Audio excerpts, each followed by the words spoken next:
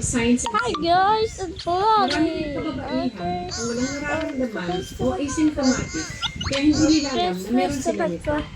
Ang pinaka-common symptom ay masakit magregla o dysmenorrhea. Pag nagre-regla, ang sakit ay pwedeng pumunta sa likod o sa bandang puwet. May feeling na parang babagsak niya ng matres at parang nadudumi. Pwede rin magkaroon ng diarrhea o madalas ang pagdudumi pag may regla. Pwede rin naman makaramdam na madalas sa pananakit ng puson kahit hindi sa araw ng regla. Pwede rin magkaroon ng malakas sa pagdurugo, lalo na kung may adenomyosis. Pwede makaramdam ng sakit sa pakikipagtalik, lalo na kung may nakatamaan sa dulo ng puwerta.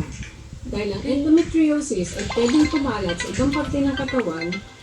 Pag may endometriosis ka sa bandang pusod, pwede ito magdugo habang ikaw ay may regla. Pag may endometriosis na nakapatong sa pantol, pwede itong magdugo sa araw ng regla at magkaroon kayo ng dugo sa ihi na parang UTI.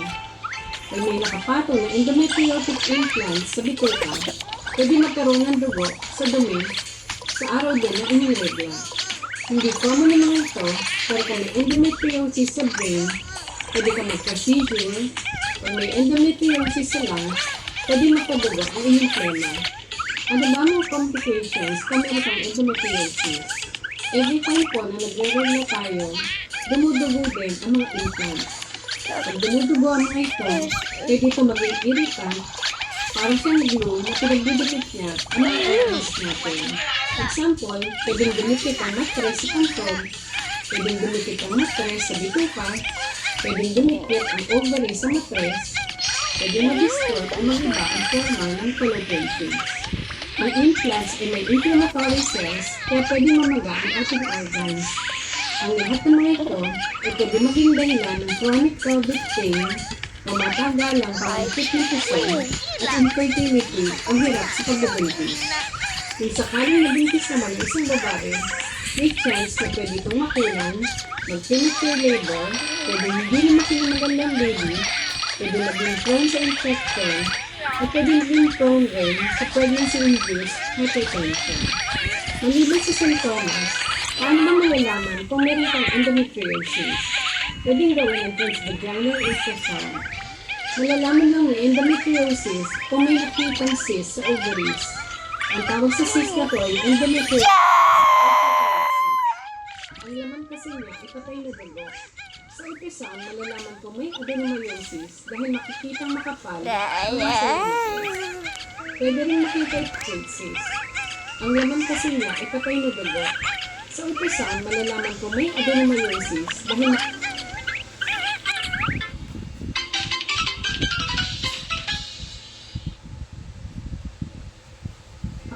makapal ang muscle ng matres.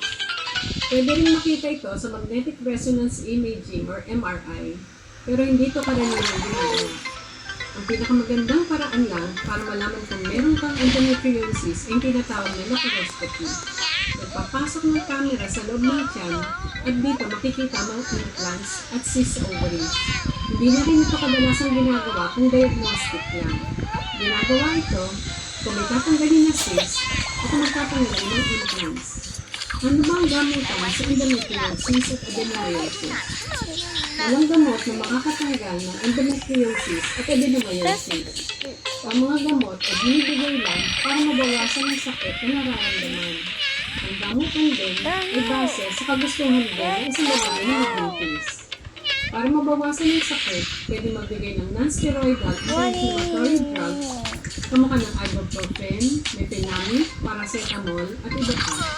Pwede rin magbigay ng hormonal contraceptives kamukha ng pills, depo injection, implants, at iodine na may progesterone. Pwede magbigay ng progestin kamukha ng Dymagest. Pwede rin magbigay ng androgens kamukha ng Danazol. Meron ding ini-inject kamukha ng mga GnRH agonist na nagpapaliit ng implants bago operahan ng isang babae. Dahil ito ang mga gamot, pwede magtuloy ang progression ng endometriosis. Ang endometriosis ay nabubuhay dahil sa epekto ng estrogen. Pag nag-menopause na, kung saan sobrang baba na ng estrogen o wala ng estrogen, ang improvement sa endometriosis ay na-expect sa panahon na ito.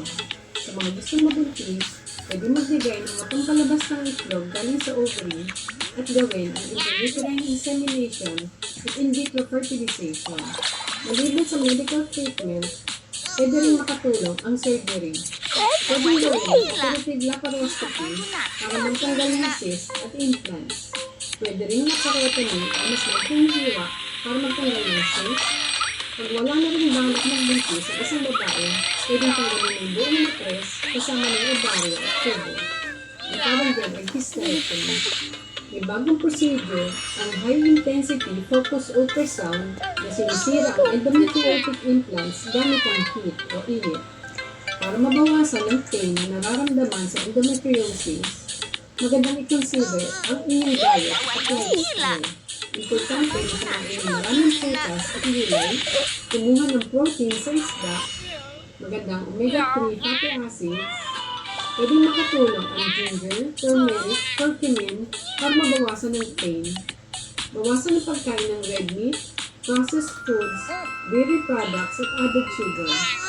Bawasan ang alcoholic drinks at caffeine. Importante ang regular exercise. Sana marami kayong natutunan sa video na ito at nakatulong ito sa mga babaeng may endometriosis. Maraming salamat po.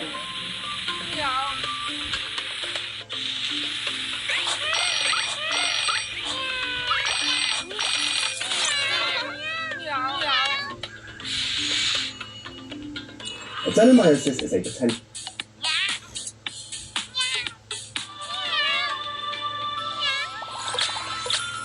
Dapat yung batilya ko dapat dito eh. Ala kayo, o, tingnan mo naman o. Sakit ng tenga. Bakit? Oo, yun yung kasi yun eh. Gusto yung sa likod. Kasi sabi mo kasi sa akin, wala ako ng batilya, kaya katanap ko lang dito. Bakit saan ba dapat yan? Dapat dito yun eh. Ay, o, tingnan mo ba naman o. Nakakita yung batilya ko eh. Bakit sa may araw ka? Ha? Bakit sa may araw? Gusto yun ba eh?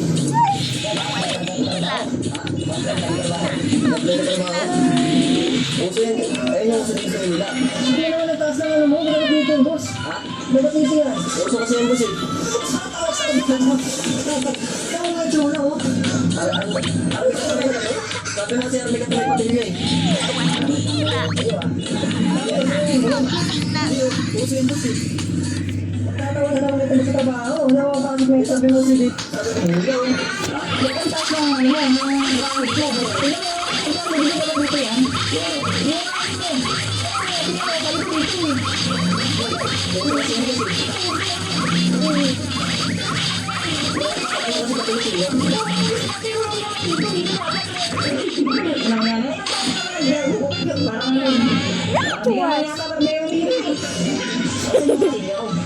Yung patilya, nandiyan, saan? Patilya, sabi ko sa'yo, ano? Katulis. Wala ka magtulis. Nakasiro ka, oh. Saan? Ito, nakasiro. Yung may patilya yan. Saan dito? Ayun. Ayun, saan ko dito, oh. Nasa likod. Uso kasi yun, boss, eh.